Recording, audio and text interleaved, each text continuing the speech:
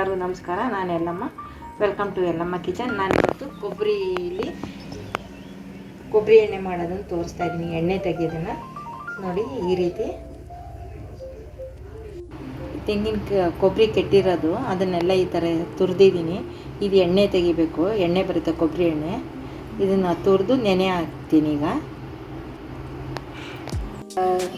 ನೆನೆಸಿ ರುಬ್ಬಿ ಇದನ್ನು ಫುಲ್ಲು ಒಂದು ನೈಟು ಫ್ರಿಜ್ಜಲ್ಲಿ ಇಟ್ಟಿದ್ದೀನಿ ಪಾತ್ರೆಯಲ್ಲಿ. ನೋಡಿ, ಈ ಥರ ಮೇಲ್ಗಡೆ ಕೆನೆ ಥರ ಬರುತ್ತೆ. ಇದನ್ನು ಕಾಯಿಸ್ಕೋಬೇಕು. ನೋಡಿ, ಫುಲ್ಲು ಈ ಥರ ಆಗಬೇಕು.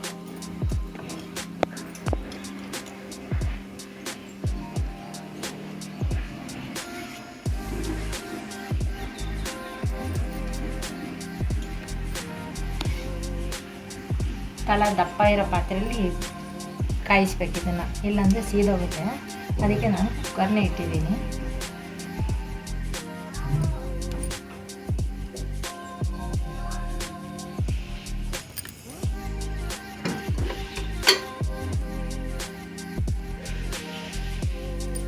ನೋಡಿ, ಈ ರೀತಿ ಕೆನೆ ಥರ ಆಗಿರುತ್ತೆ.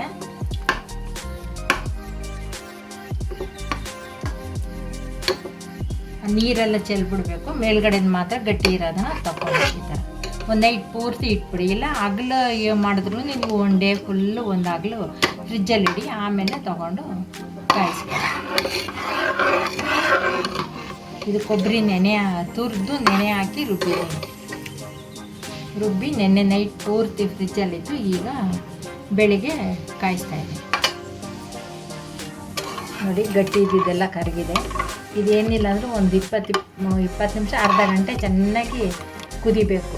ಕುದ್ದು ಮೇಲ್ಗಡೆ ಎಣ್ಣೆ ಬರುತ್ತೆ. ಚೆನ್ನಾಗಿ ಕುದಿಬೇಕಿದು. ಕುದ್ದು ಎಣ್ಣೆ ಬಿಟ್ಕೋಬೇಕು.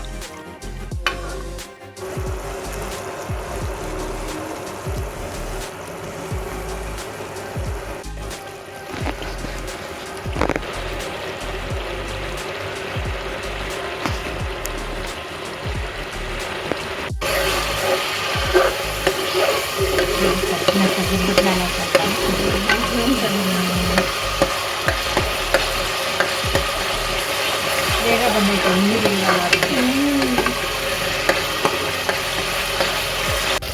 ಈ ರೀತಿ ತಕ್ಕೋಬೇಕು ಎಣ್ಣೆ.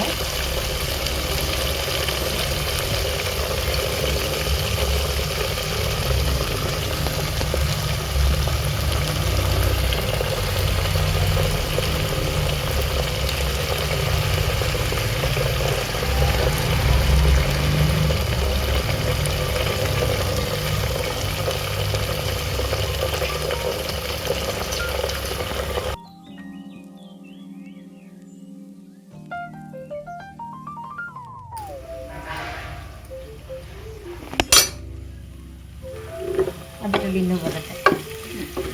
ಮಾಡಿದೆ ಆ ರೀತಿ.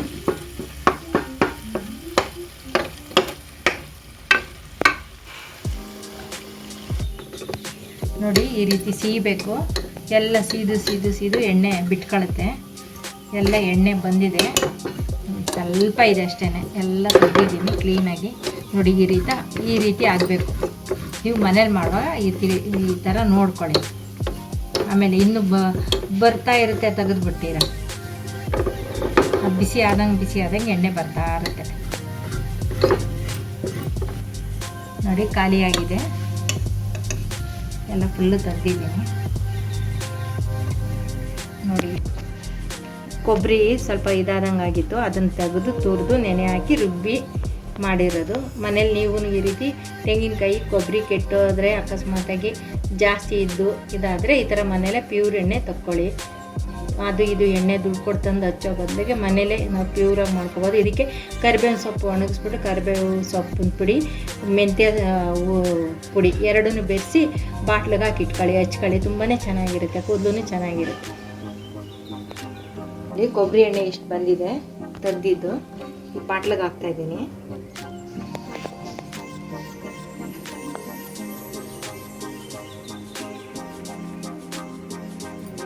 ಎಣ್ಣೆ ಬಂದಿದೆ, ಪ್ಯೂರ್ ಎಣ್ಣೆ.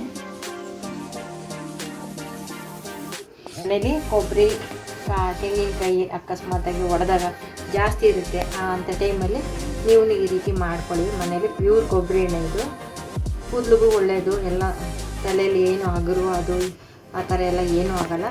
ಮನೇಲಿ ನೀವು ಟ್ರೈ ಮಾಡಿ, ಲೈಕ್ ಮಾಡಿ, ಶೇರ್ ಮಾಡಿ, ಸಬ್ಸ್ಕ್ರೈಬ್ ಮಾಡಿ.